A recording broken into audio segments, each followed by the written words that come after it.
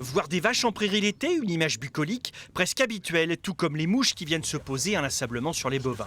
C'est justement des insectes qui sont au centre des préoccupations. Certains sont vecteurs de la fièvre catarrhale. Il va peut-être falloir ramener tout le troupeau en étable pour qu'il soit moins exposé. Avec la récente météo catastrophique, les bêtes ont à peine profité du grand air. Ça fait, on va dire, un mois qu'elles sont totalement en prairie, alors que d'habitude, elles sortent au mois d'avril. Donc oui, on a dû gérer les pluies, donc on a puisé dans nos réserves d'aliments. Et donc aujourd'hui, ouais, la crainte, c'est ça, de voir les rentrer tout de suite.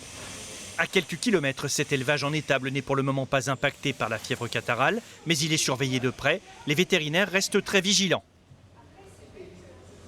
On voit actuellement, et depuis quelques jours c'est frappant, une multiplication des appels concernant des moutons et des bovins avec des symptômes qui sont fortement apparentés à ceux de la fièvre catarrhale ovine. La fièvre catarrhale ovine, c'est une maladie virale très contagieuse. C'est une maladie qui est transmissible par des petits insectes, des moucherons, des culicoïdes, et qui est fortement dépendante du nombre de ces petits insectes. Parmi les symptômes, troubles de la circulation, fièvre, difficulté à s'alimenter, un vaccin existe et sera bientôt distribué aux éleveurs. En attendant, ces derniers pulvérisent de l'insecticide. Voilà, je mets 2-3 petites pulvérisations sur le dos des vaches.